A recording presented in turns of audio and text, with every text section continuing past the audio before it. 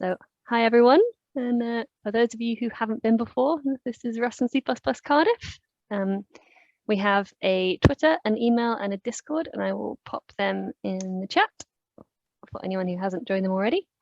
And we're a fairly informal group of keen people who wanted a kind of space to learn and share ideas and challenge ourselves and hopefully introduce some new people to the community too. So we're doing this Rust book study session to get us all hopefully up to a similar pace on Rust, similar point, and and then see where we go from there. As you all know, objectives: learn and share, introduce new people, hopefully challenge ourselves, and Esri is where quite a few of us who run it work. So they're our sponsor. They sponsor the Meetup page so that we exist. And we have a code of conduct, which is just the Rust code of conduct. The general idea is just be excellent to each other. So, there's also the Pac-Man rule, which applies more in person, which just means try and invite people into discussions and try and keep it open so that if anyone new does come along, they don't feel too scared of us. Which brings us on to the Rust and C++ book club. So welcome back to folks who haven't been. Just in case we do have some new faces, I wanted to do a very quick poll to see where people are at. So I'm gonna launch that. It's just 3 questions just to see what people have had a chance to do in the last week, or if you haven't been before, and just kind of language experience. So hopefully that will only take a mo to fill in.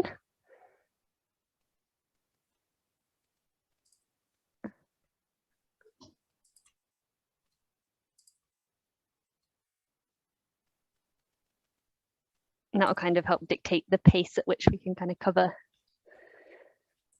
this next section.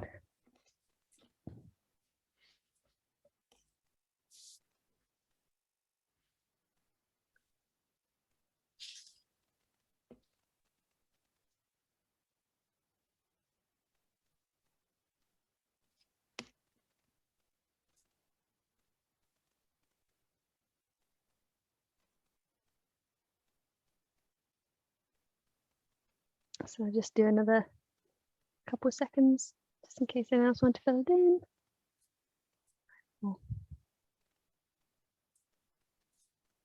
And so it seems like we've got to make sure people who've gotten as far as chapter 2 or chapter up to chapter 4, it's kind of a range, which is good. That means everyone's got it set up on their machine, which is the main thing. And yeah, we've got a few people who missed last week's setup, but it seems like everyone's already set up, which is good. Lots of people with Python experience, Java, few C++s. But yeah, okay, so I will share those results for anyone who wants to see them. And then let's do a very, very brief recap on last week, but since everyone's set up, we shouldn't need to cover much. So we went through chapter 1, we installed the Rust toolchain, Hello World and Hello Cargo, and we did the guessing game, and I think quite a few people joined the Discord as well. We also set up debugging in VS Code. If anyone hasn't done this and wants help doing it, just let us know. It can be useful for it'll be more useful later when we're working on slightly bigger things, but for just going through the book, you don't really need it, but it's nice to have, especially if you come from an experience of debugging and you're used to that way of learning, then it can be nice to have set up with VS Code. So let's get started then on chapter 3. I haven't decided exactly how this book club structure is going to go. So for this one, these chapters lended themselves quite well to doing some slides that we could then whiz through, but please shout out with questions or queries that you had, because I think lots of people have been through these chapters and may have had certain sticking points that will differ from the ones I drew out. And at the end as well, I was going to ask if anyone else wants to take the lead next session for chapters 5 and 6. Obviously, if no one does, then either me or Crystal or Alex will do it, but kind of want it to be casual, but obviously it's tricky you still want some structure so that we actually learn something from these sessions and they don't just turn to a bit of free-for-all. And also so that, if not everyone's covered chapters 3 and 4, they'll still be able to get up to speed by attending these sessions. So yeah, chapter 3 was common programming concepts, and starting off with variables and mutability. And the first thing that I think everyone will probably notice about Rust is the immutability by default.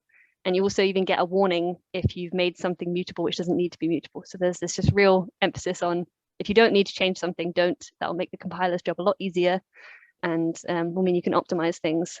So you just mark things mutable, and if you do not mark something mutable, the error tells you exactly where the problem is. So here you'll get a nice error saying the first assignment to X is something which is immutable. Consider making it mutable in order to edit it.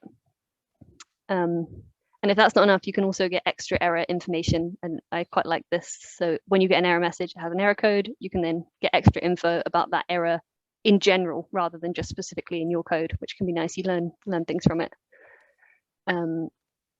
Yeah, so this is the example of what comes up with that particular example. You get examples straight out the doc, basically explaining why you're getting this error. There's also then the const keyword, which you use instead of let. But for people from C++, this is very similar to const. And from what I understand, it's also you use const in the same way that you would use const expr in C++ as well.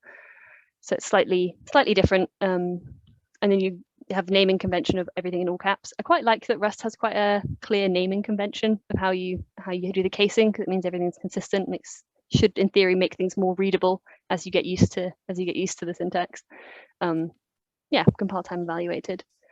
And then something which we've talked about at this meetup before, but probably not necessarily everyone was here for it because it was a couple of years ago, is shadowing, which I think is something that's really important to kind of highlight, because it's something that I'm not used to necessarily in the context of C++, because you do kind of get it in C++. It's not exactly the same. You can basically say let X and create an entirely new X from the old X, but then when you leave the scope of, so you've created this shadowing variable, but when that goes out of scope, you still have the old one. It's still there, it's just important to note that, so that then if you have an enclosing scope and an inner scope, you don't expect the inner scope to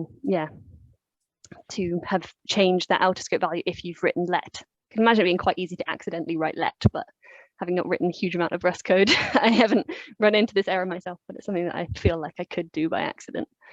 Sorry to interrupt, Ciara. No, the shadowing, I don't remember shadowing being in Rust when I looked at it a year or so ago. I don't know if it was a newer part of the language, or maybe I just didn't notice it. But yeah, it does seem like slightly dangerous that people might just get in the habit of using let all over the place instead of being careful to make things mutable. I guess it's still a bit of a deterrent, but I was slightly surprised at it. But I can see it's got some particularly nice aspects, like you can change the type. So the example they give is going from a string to the number version of the string. And I can imagine similarly, you might go from a pointer or a reference to the actual value, or whatever the equivalent is. I did wonder, can you change, like if you've got it as an immutable int, can you use shadowing to change it then to be an immutable int? Yeah, so it completely shadows whatever was there before. It's not even, you're not changing X, you're creating a completely new X in this case. So you can change the type, you can change whether it's mutable, because you're not actually changing it, you're just hiding it with a new one. And then when that goes out of scope, if there was one hidden by it, then that one then comes to the fore. I also agree it does feel dangerous, but there is rationale behind it, and I guess there's a lot more gotchas in other languages, and I can see that there's a use for it. It's obviously a deliberate choice. It definitely has been there a while, because I remember being shocked by it and being like, oh, I don't like that. And then but it is, I think it probably is useful. This language is pretty well thought out, so I'm not going to question it too heavily. If you were allowed to make mutable things immutable, but then couldn't make them mutable again, so it only got stricter, I'd be much more comfortable with that. If everything else in the rest of the function I knew was not going to get any more relaxed than what I'd seen so far, the idea that it might get more relaxed later on. But you're not changing it. That's the key bit of shadowing, is you're not actually making something more lax. You're just creating a new variable completely separate to the previous one, which might have the same name. So which has the same name, but then it's I know what you mean, but I think you would hit those issues. You would see that you'd done it wrong quite early on. And I have seen shadowing kind of creep up in C++ by accident, in nested loops with I's and J's and things. And it puts it front and center, so at least you don't get burnt by those things later. It's very clear that this is a thing that happens, and you should be aware that if you do let this thing equal something else, there could be another thing in the enclosing scope that has the same name. Yeah, it's certainly better having it explicit. Yeah. Yeah. Okay, and then the next section, so then we get onto data types, which is all fairly bread and butter, but I thought it was quite nice to see the different syntax available for this particular example. So they use this example of when you do string parse, you need to know what you're parsing the string as. So in this case, you're parsing it as an unsigned integer 32, but there are a bunch of different things that you could parse it to, and you can look those up in the doc if you're interested.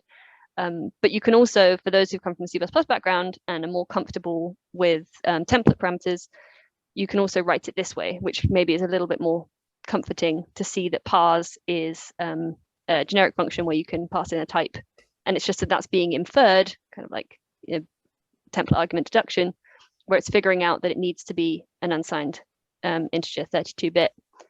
So I think it's nice to see that syntax if you've come from a C++ background. It's good if you're chaining things as well. I find if you're doing like a map filter collect, and then you need the type before you move on to the next stage. Seems to work well there. Yeah. Yeah, so it's quite nice syntax, and then kind of goes through the different scale types and what they are. They're nice and kind of clear. There's no ambiguity in them, which I like. I guess it's the benefit of being a later language and having realized that picking one isn't going to last forever. So then they reintroduce the ambiguity with the size. Yeah, I guess that's to do with compatibility with other stuff. You need to have that availability there so that if you're interoping with something else that could vary. That was the only thing I could think that might be in for, or just to find it out, maybe. No, I don't really have a clear reason, but that was my guess. If anyone knows, if anyone has some strong use cases for the architecture size, I'd be interested to know what they are. And just, a reminder that, like many other languages, it uses 2's complement representation, which I think we've covered before, but it just makes arithmetic make more sense under the hood. You don't actually have to think about it too much, but you just flip the bits, and then if you imagine you added 6 to something with all the bits flipped, you'd end up with all 1s, and if you added 1 more, that would take you to wraparound to 0. Speaking of wraparound, I really liked this little tidbit in the doc. I don't know what everyone else thought of. They've got this wrapping add and checked add, and they kind of give you those so you don't end up rolling your own overflow check. So if you're adding like 2 integers together and they're too large and they're going to overflow the outside, what do you want to happen? And there's these 4 ones available. So there's wrapping add, checked add, overflowing add, and saturating add. And I put those in a table just to make it clear. And so normally you would think of it as wrapping around, but actually it's undefined for just the add operator, as it is for most languages. It happens to wrap around, but there's no reason why it has to. It's not documented that that's what happens. It's just we kind of know that it will. So this way you've got this wrapping add, so you know that's what's going to happen if you want it. You've got a checked add, which returns an optional, so that you know if it's a valid addition. You could also do that as an overflowing add, where you do let it overflow, but you can check whether or not it overflowed, which I think is quite handy as well. And then saturating add tops out at the max value. I just thought those were quite nice. Nice things to have implemented on all of the basic integer types, and floats as well, I believe. I thought that was quite nice. I hadn't seen that last time I looked at this, so I was glad to see that in the doc because I didn't know about it. And then different ways of writing numeric literals, just some different syntax for the different ways you might want to write it, which I think is quite nice. And then you can see that they're all just printing integers when you actually come to print it out. If you do want to print it as hex, I think it used to be in the early chapters, but they've taken it out, which is the different formatting for integers. That's an example, but there's tons documented of different ways to print numbers, similar to in other languages. That's how you get it to print as hex. Obviously, that OXFF in blue could have been any number. I just kept it in hex. You can see above, when it's not done, it just prints when it's not OXF. When it's not #f, #x, I can't talk. It will just print it as a decimal number. I haven't checked what all the formats are, but the colon makes me immediately think of where Rust normally defines types. So if you put in there the fact that you wanted a float 32, if in your format string, if you put colon float 32, would it then print your integer as a floating point number with a .0 or with scientific notation? I don't know if they used the same types or if they'd invented, or if they used letters to represent floats. I didn't actually have a look at how the floating point print works. I think it would be quite tricky to do it as scientific notation, but it may well happen. I know that for regular prints, like if you want to print an array, if you do curly brace, colon, question mark, and then end curly brace, it will figure out that you want to print that in a decent way. It's like pretty print. So whereas you can't just do print of an array, if you do pretty print of an array with this colon question mark, then it will figure out and it will do open square brackets, number, comma, number, comma. So yeah, and you can output that to string as well. You don't have to use print. You can use the format tool to do that for you. But there's tons of documentation on this one, but there's a lot of options. So I didn't just put one in. Yep. Thanks. And yeah, speaking of floats, again, it's kind of something we talked about before, but they use IEEE notation similar to other stuff, which is essentially base 2 scientific notation. 1 bit for the sign, 11 bit for the exponent, and 52 bits for the significand. I guess one thing to note is that it defaults to a float, a float 64, which is a double in C++ and lots of other languages, because there's really not any reason to stick with 32 bits anymore. It's not really that much faster. So you'd have to explicitly say if you wanted it to be 32 bits, it wouldn't default to that. And when I say defaults, I mean if you wrote let x equal 1.5, it would be float 64. And then there's the other types. So there's Booleans, just like other Booleans. The char is quite an important one because it's different, which is that it's a 4 byte, it's 32 bits for a char. And that way it's always the same, supports emojis. It's very self-consistent. That is different to a string. A string is UTF-8. So it's important to note that a standard string type is not made up of chars like it is in other languages. Char is a different type that allows you to get out a specific character. And and then arrays are similar to C++ std arrays, except they do actually always do runtime bounds checking, which I think is, again, something which is interesting to note, because you don't get that with C++, for better or worse. Obviously I know it's deliberate, but yeah, something to bear in mind. And then other types, tuples come up a lot in Rust and other languages.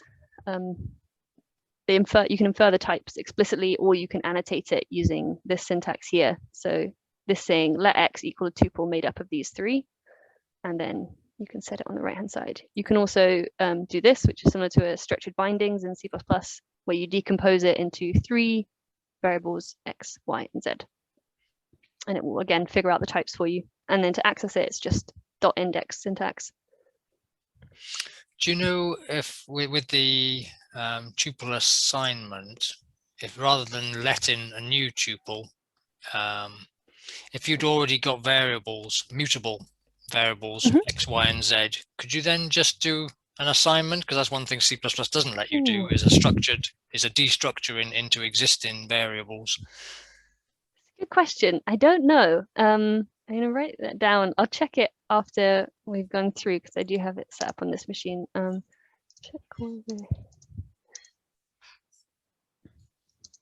a good question. I'm not sure. Does anyone else know?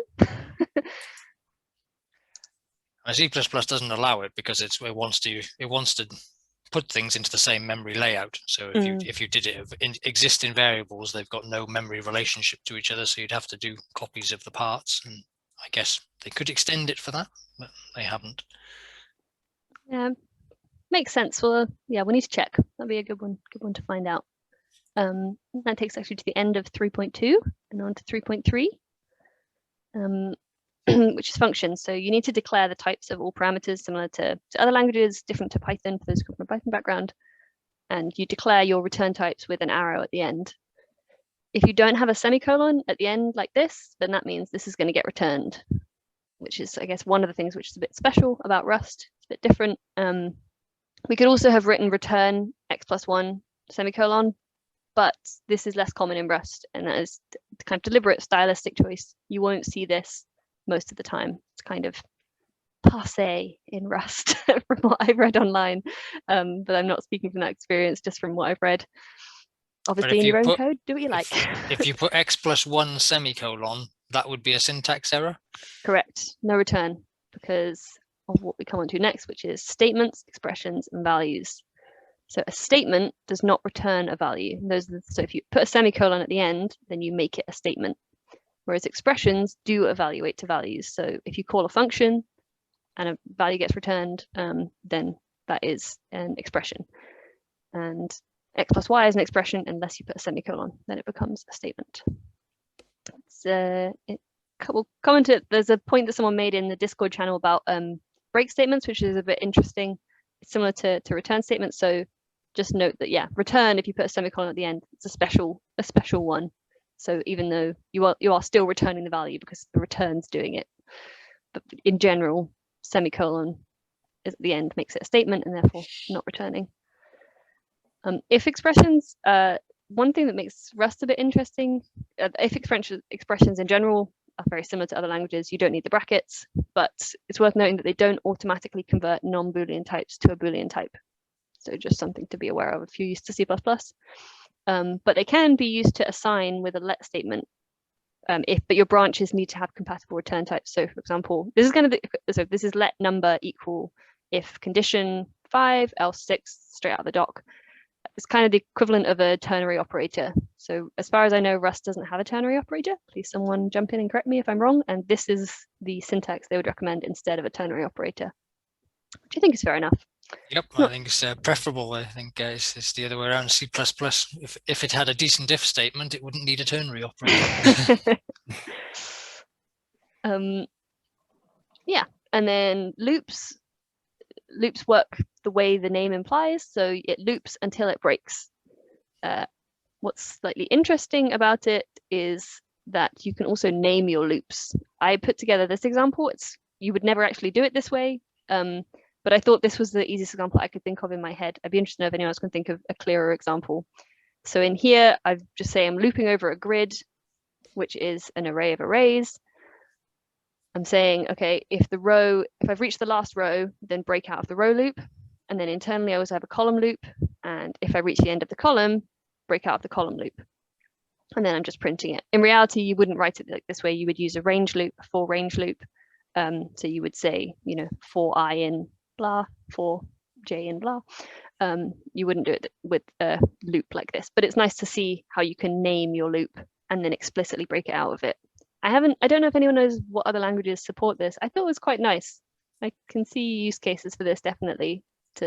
Arguably, C and C++ support it with GoTo, but it's not probably not what you were looking for. But no. Yeah, my first thought was where you would use this when you want to jump out through several loop layers when you've got things more deeply nested. Exactly. So I thought it was quite nice.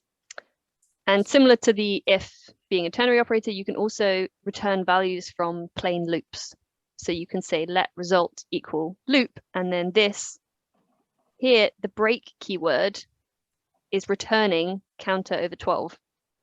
Something that Dan noticed, which is here you've got a semicolon, and it's slightly confusing because obviously just before in the book it said, oh, there's no return if you put a semicolon. But similar to how return statement can then have a semicolon at the end, break statement can have a semicolon at the end because the break is doing the return.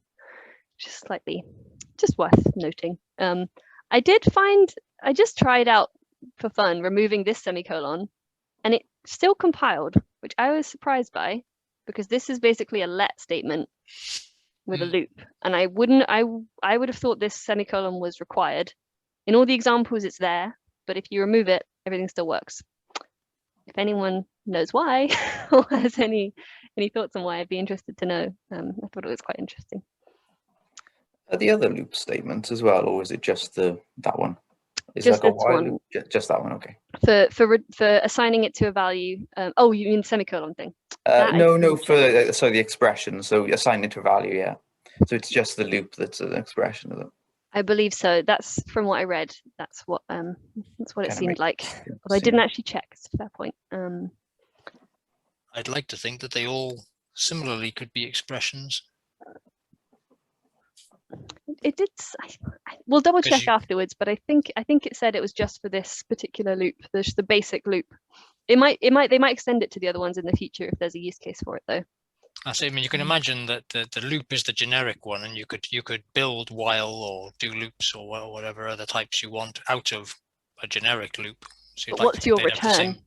same- With no break statement, where do you return the value from? So if you've done a while x is greater than 5, the next time you end the loop, you're at the top of the statement. There's no return. It would be So what would you be assigning? It would be analogous to a function where the last statement without its semicolon would be what you would return. So it would do the assignment. If you were looping, I don't know, doing a while where you end up doing some sort of an assignment, if that was the last time round and you hadn't put a semicolon on it, that's the value that would be returned. Same as if you were in a function. I think in that case, it would be clearer to write it as a loop with a break statement on your while condition at the end. And if that's the case, then you're back to using a loop anyway, because otherwise you need to go hunt through and you don't know where the end, you don't know necessarily where you do know where you broke out the while loop. It'll either be on the break or at the bottom. Yeah.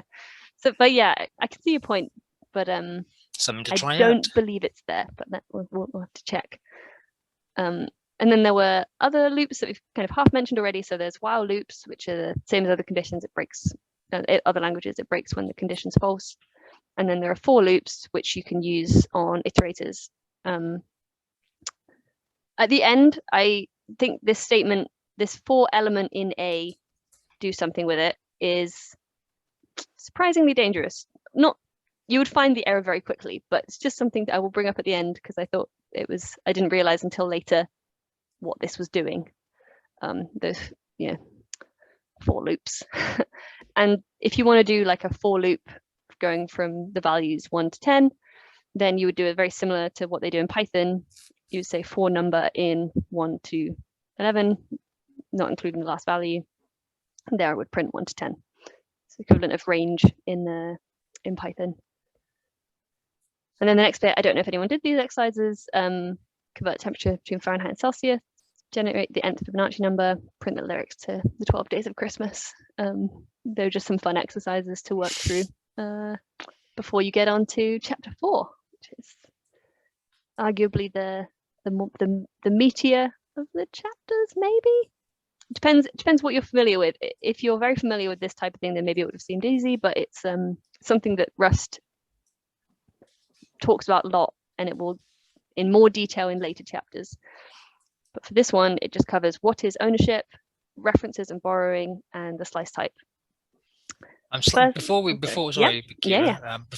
move on, I'm slightly curious if anyone did implement the Fibonacci example, and presumably did it recursively, whether you got it linear or whether it was sort of exponentially sort of longer. So from the intuitive way to implement it is pretty expensive and recursive, but presumably they're hoping that you're going to use tuples at each stage, and then it becomes simple and linear. But I don't want to say too much in case people haven't done it yet and want to have a go at it. But yeah, it's a nice insight when you struggle with it and then suddenly see how to do it. If anyone has implemented it, shove in a big number and see whether it completes. Wait a long time. Yeah. Cool. So ownership, the first thing to get a handle on, especially if you haven't come from a C++ background, I think Python kind of hides a lot of this stuff from you, although again, Python people, please correct me if I'm wrong. But the difference between the stack and the heap, the stack's last in, first out, data compile time, data size is fixed.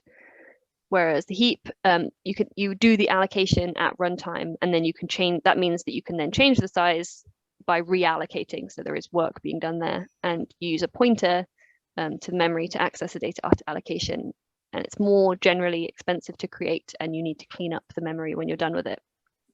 The important bit, I would say, is just the using a pointer to memory to access the data after allocation, and the needing to be cleaned up. I'd say the two key bits, because when we're talking about ownership, those are the things that matter. And when we're talking about copying and moving, you need to differentiate between whether or not you're copying the underlying data or just copying the pointer. So those are the key bits. If you haven't done a huge amount of that, those are the key bits to look out for. The string type is the example they introduced because this is one that they have baked in, and it is heap allocated so that it can be resized. The way you create a string is using this string from, and that is always a syntax, as far as I can tell, that you will use. If you just wrote this, that wouldn't be creating a string on the heap. That would be creating a string slice, which we'll come on to later, which would be on the stack, not on the heap. So if you want to allocate, you need to write string from. By doing that, you can then change your string by doing push string, which appends your string literal, which is this, onto your string. And there may be an allocation involved when it does that. You can then print it if you want. Just like in C++, this is like resource allocation. Resource acquisition is initialization. The string memory is going to be deallocated when it goes out of scope. The way it does this is that a string is actually just a wrapper to a vector of UTF-8, and it is the vector itself that implements the drop trait. And drop trait is kind of the equivalent of a destructor in C++. And when your variable goes out of scope, if it has drop trait implemented, then drop will get called. And that's when the memory gets cleared up. Again, I mentioned earlier about the char type being 32 bits. So yeah, you'll see here, it's UTF-8.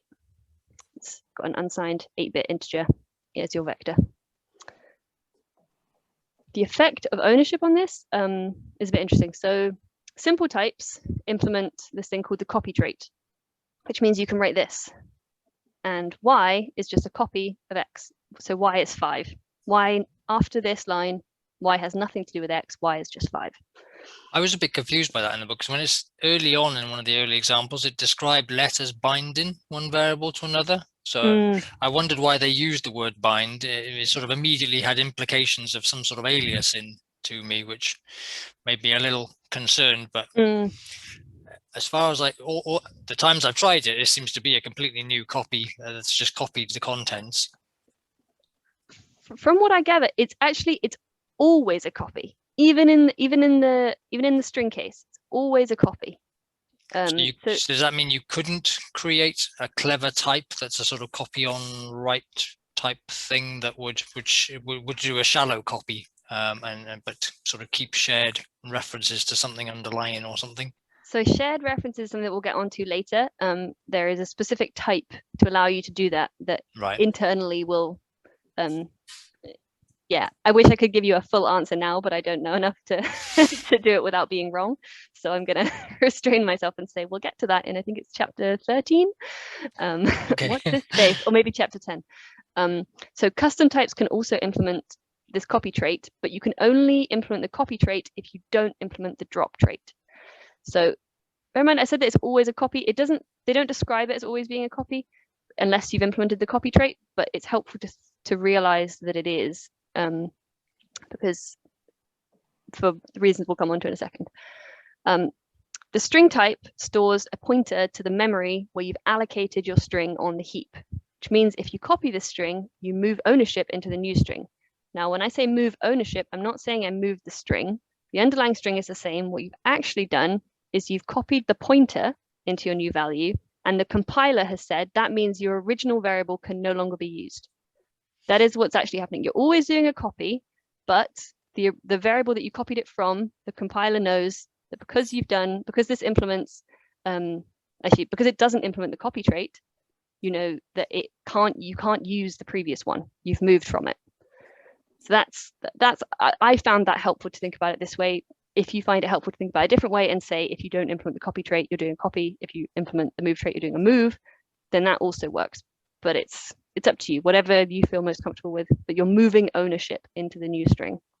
And this leaves the original reference invalid, which means it can no longer be used. So here you get an error because S1 has been moved from, which means it knows that S1 is actually invalid. So different types can do it differently. So some could do a move and some could do a copy. I mean, I know the atomic types do a copy, but that's because it's the same as doing a move. There's just no point in actually clearing the contents. So this is why I think it's helpful to think of it as always being a copy, because you've copied the pointer into here. That's all you've done. And then it's the compiler that stops you using it. that there is, in terms of the memory, all you've done is you've copied the pointer value into here, and then the compiler knows because you've copied the pointer value. And so, but in fact, the reason it knows is because it doesn't even know it's a pointer. What it knows is that this doesn't implement, that a string doesn't implement the copy trait. Therefore, it's saying you can't copy this value and still use it again. Once you've copied it, it's gone. The previous one is gone. But the only way you'd know that's going to happen is by checking the documentation as to whether string implements the copy trait or not. Exactly, and it'll give you a really clear error and say this type doesn't implement the copy trait, and it won't let you implement the copy trait if you have special destructor behavior, which you would need to have if you've done a heap allocation anyway. So it is all self-consistent, and it does work. I think it's quite a clean way of thinking about it. I prefer it to some of the, there's a lot of subtleties in C++ that this manages to work around by making you think about ownership quite early on, which makes it a bit more painful, but then simpler in the long run, in theory. We'll I guess in C++ you could always have been doing pointer copying. It's just that in more recent C++, they've then made it explicit by using move to make it clear that is what you're doing, and that you should no longer use the previous object. But they've had to add that as an after effect rather than using it as the default behavior. And the other thing to note, which I got this off someone off on Stack Overflow, which I thought was really interesting, which is that if you have your type and then you implement the copy trait on it, all of your code will still work. Nothing will actually change, because all that's changed is that you now have a still valid reference. So in this case, if X, say this was a struct that I'd implemented myself, it's still on the stack, there's no drop trait being implemented, but say I hadn't implemented copy. Once I implement copy, these lines do exactly the same thing. The only difference is I can then still use X. Yeah, by definition, so, if you'd managed to compile it with the original version, you weren't reusing X, and hence you'd be safe. Exactly, which I think is quite a nice thing. Adding a trait is not going to break your code by switching it from a move to a copy. It was always a copy. It's just it was invalidating the previous reference, whereas now it's not. I thought it was quite nice. Does that mean move is just an optimization of copy? That if we weren't worried about performance or memory or usage, that we could we always use copy, and we'd never, move is just an optimization that we're adding in. The underlying data being copied, that's the bit I think that C++ is different, is that there's this heap data that muddies the water of whether something is a copy or move, which is why in the doc it says move ownership, which I think is a nice way of thinking about it. You're not moving the data, you're moving the ownership of the data. So that's, that's quite interesting. And speaking of ownership, if you do want to copy the underlying data, then you need to use clone. So yeah, which is very straightforward. It creates an entirely new string, therefore there's no problems with ownership. Once it's done the clone, there is no link between S2 and S1. They're totally different things. But it is potentially expensive, and that's because, as we mentioned before, the reason you're doing this clone is because you've got data on the heap, which means when the data goes out of scope, you need to call drop at some point. Because that data is on the heap, that means that you need to make a full copy, which means you need to allocate it. Allocating can be expensive, and it's done at runtime, which means you don't get any of the nice compile time benefits. So. Presumably, yeah, I mean, you could just do the normal move if you wanted. If you were afraid it was going to go out of scope, you could just move it into something else that would stay in scope. You have no worries about things going in or out of scope, because everything will guaranteed to stay in scope as long as it needs to, otherwise it wouldn't compile. Right. So there's no fear. Checking. Yeah. There's which is again, there's got a slide in a minute talking about how this avoids getting dangling references. Actually, sorry, that comes late in the next section on mutable references to things and whatnot. But yeah, so that I think is good initial summary. And then passing parameters and ownership. So these behave in exactly the same way as the previous section. The important thing to note is just that now you're passing it into. So here, when you call makes copy, you're taking X and you're making a copy into some integer. Integer goes out of scope, nothing special happens. So this is just the boring case of an integer. The more interesting case is the string case. Now, because string implements drop, it is only ever moved. Again, I'm using moved in the C++ sense of mood. It's really just moving ownership by copying the pointer. So we start with our initial string, S comes into scope, allocates hello on the heap, stores a pointer to that in S. When we call this method, takes ownership because we're passing it in by value. It means that we are copying the pointer to the memory into it, which means that we've said, I'm taking ownership of this. This reference is no longer valid. By doing that, when you use it, some string is in this scope, it's limited to this scope, and when some string goes out of scope, drop is called, the underlying memory gets cleared up, and the backing memory is freed, which means you can no longer use S, because as soon as we did this, we said we don't own S anymore. It's quite, yeah, it's a nice simple example showing exactly the same thing that we'd seen on the previous slide, that it's moving ownership into the new string, and therefore we can't use the old string anymore. So it's all passed by value, is it? You just pass the pointer reference by value in the heap case. Exactly. It's like, it's because it's heap allocated. you're passing a pointer by value, but the memory itself is the same. So you are kind of passing a reference to the underlying data, but it's just it's the value that you're doing, the value of the pointer. Yeah. It's always hard to describe out loud, but I think it gradually does start to, yeah, make sense. Brings us on to references and borrowing. So references are what allow you to refer to some value without taking ownership of it. So here we're taking a reference to the string. That means that we don't call drop when it goes out of scope. It also means that the old one is still valid. This is a non-owning reference, so that it doesn't call drop. And is by default immutable, so we know we're not going to accidentally change what we're passing in. Exactly. And there are a couple of there's rules to that. So you can only have one mutable reference in a given scope. In that case, it was just an immutable reference. It's fine. This bit I thought was a bit interesting, and it's a bit different to C++, which is that the scope of something is not defined by the curly braces, despite what I would have thought initially, because they have this concept of non-lexical lifetimes, which means that it's from when it's introduced to the last time that it's used, which is quite nice because it means that you don't need excessive numbers of curly braces. It just means you have to be a little bit careful. But because the borrow check is there, you're going to be careful because you're going to get errors as soon as you do it wrong, which is quite nice. So this is something I haven't come across before, but there's no equivalent in C++. You would have to just add in braces. But because the borrow check is just that bit smarter, it can figure out how long something needs to live for based on the last time you use it.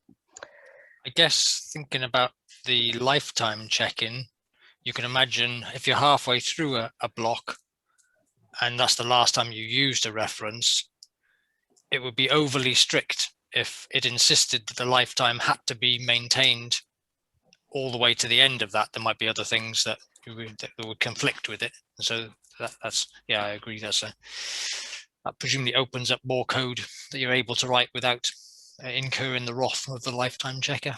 Yeah, exactly. So this is the example of that.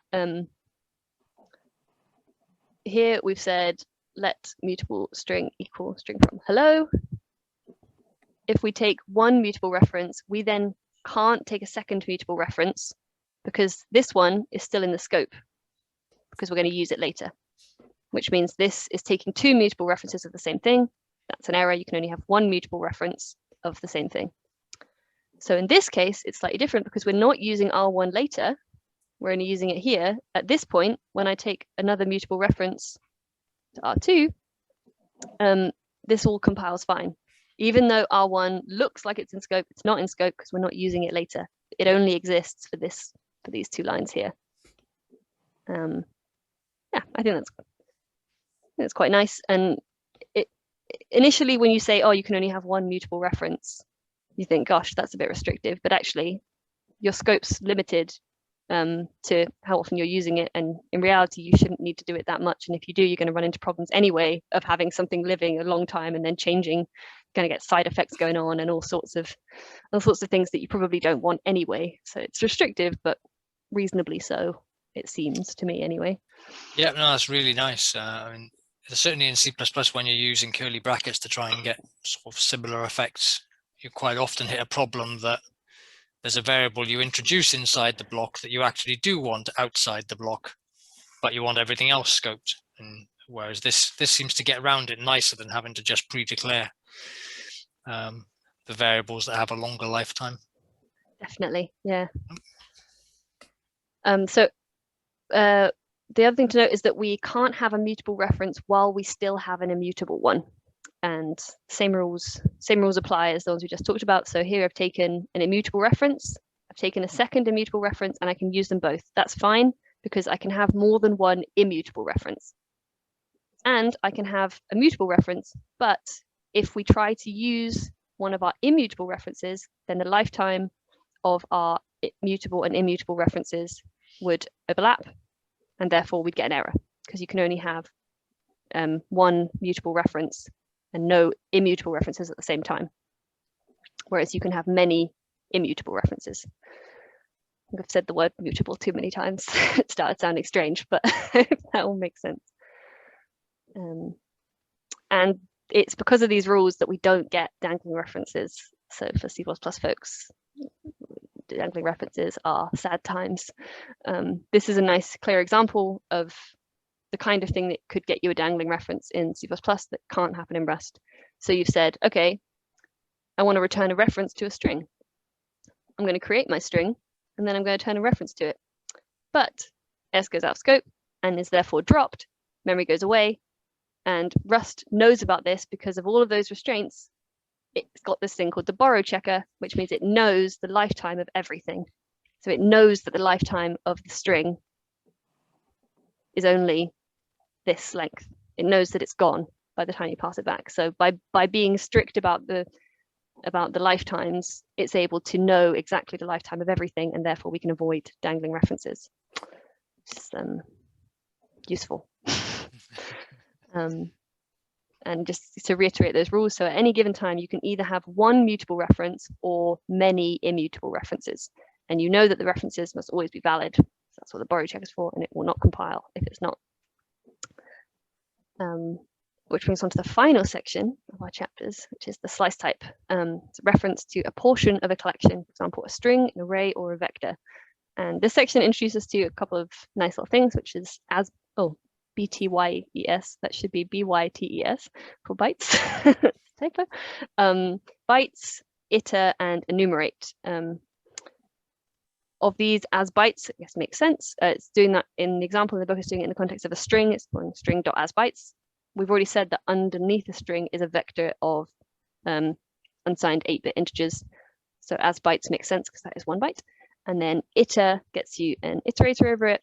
And then enumerate means that you can get the index and the item reference, which is just quite a nice thing, because in contexts where you need both the value and the index, you often end up with ugly code. So it's nice to have just enumerate do that for you. String slice is special, and the reason string slice is special is not least because it's written Refstra, but because the indices, unlike for other arrays or structures that can be wherever, the indices must occur at valid UTF-8 character boundaries.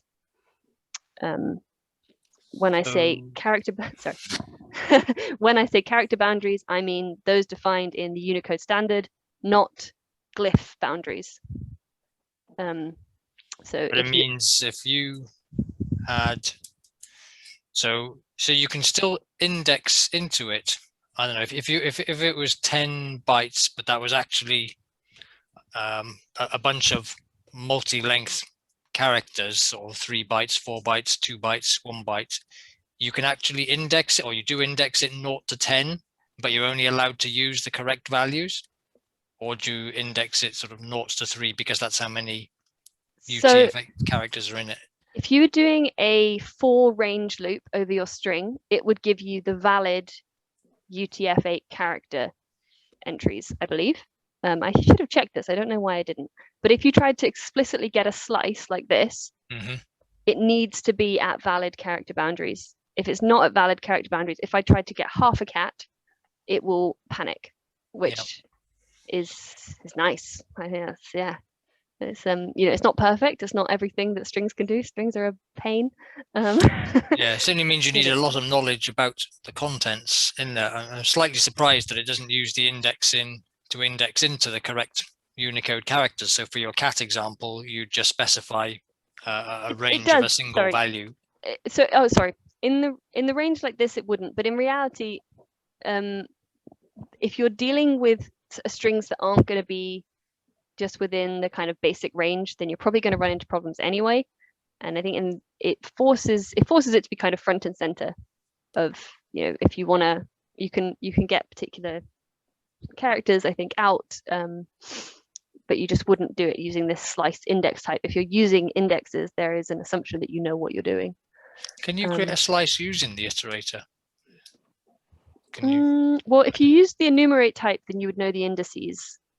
And therefore you'd be able to just pull out the indices and then say slice from here to here. And that's the example they do in the book, is they have a space character. They find the space and then you say, okay, from the start up to this space, that's what I want you to return as the slice. Okay, thanks. Yeah, there's a lot we could go into in strings. So there's, I think, probably room for several talks on strings in Rust. Okay. And other slice types. So here is an example of taking a slice of an array that I've just put on the stack.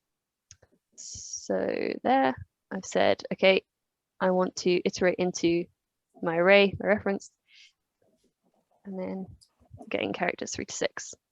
And then I can print it. And this is what I meant by pretty print. So if you do : it will be able to print a slice type. It will do open square bracket, number, comma, number, comma, number, end square bracket. And the reason it can't do it, I think, with just the curly braces is because there's about 1 billion different ways you could format that, and it doesn't know what you want. So if you say : it's saying, just try, do the way you think. If you wanted to implement it, if you wanted your print to work in a specific way, you would implement the format type, the format trait, and then that would define how you want it to print. Sorry, I've gone slightly off topic. And then reference char, here I'm doing it as a vector, which will then be on the heap, which means I could resize it if I wanted. And here I'm getting out the 2 final emojis by saying go from 5 to the end. The thing to bear in mind now, sorry, end of chapter 4. That was all of it. Woo! The thing I came across when I was looking at this bit is a gotcha that I hadn't thought of before, which is this code is fine. This code is not. The only difference is that this is an array and this is a vector.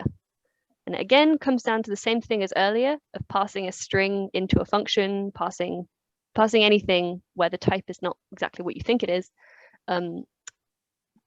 When you do this for item in blah, you get an implicit use of this thing called into iterator, which takes ownership of the thing you iterated over. So once you've used it to iterate over it, it's gone.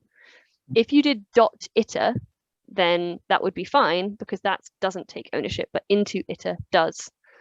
Another way you could fix it is just by getting an immutable reference here.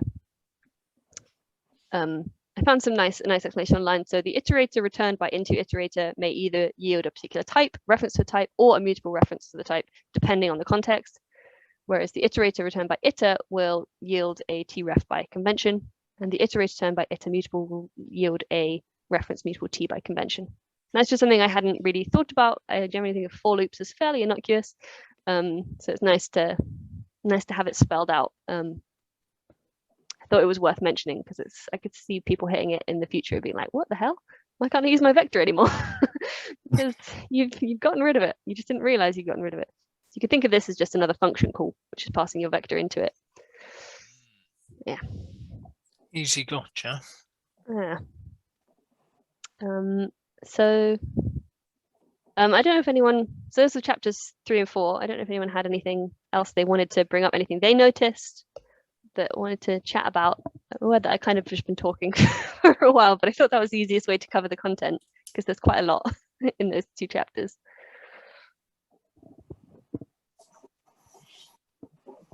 Oh, you got most of the gotchas I came up with. You covered, so yeah, it was good coverage, I think. I know the last time I tried to actually write some not completely trivial Rust, it was certainly strings and string references and string slices that got me the most, or that I was least clear on, and ended up just putting different things in the code until it compiled. So I want to revisit that now, hopefully with a better understanding after you've gone through it more thoroughly than I was, from quickly trying to look up and move on. So thank you for that.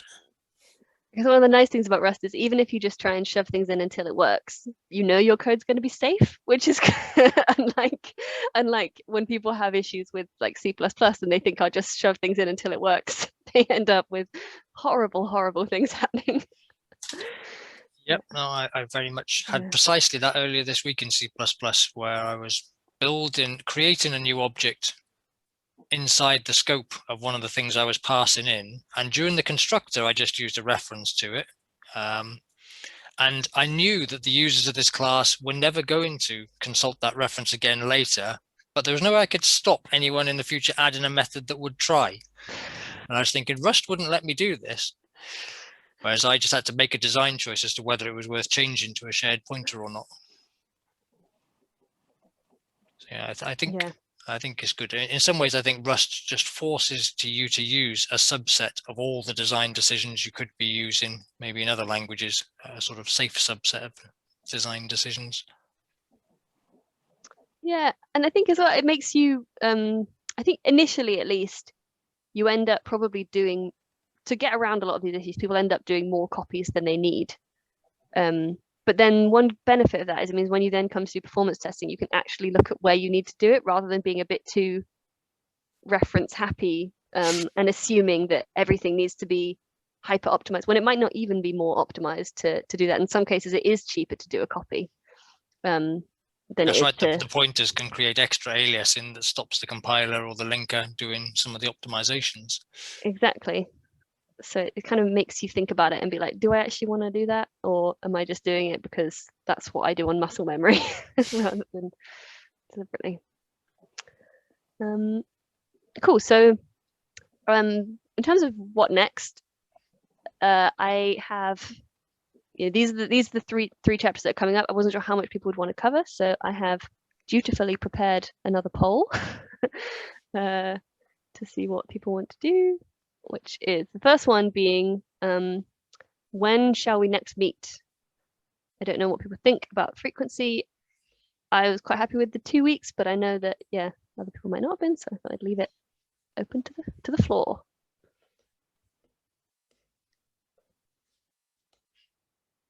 And right, I will. Right, I'm going to close the poll in 5, 4, 3, 2, 1. End poll. We have in 2 weeks is very popular, and next week got a vote, which I like that. I like the enthusiasm. And I'll probably do that again next time as well, just so that people can reevaluate how things are going, and as chapters get more complicated, do people want more time or do people want less time so that there's greater momentum? Yeah, lots of options. And then so we'll do the next session in 2 weeks. We'll keep it on the Thursday since this seems to have worked for folks. And the final question then is, how many chapters shall we do? When I say chapter 5, I don't mean 5 chapters. I mean just chapter 5 or chapters 5 and 6.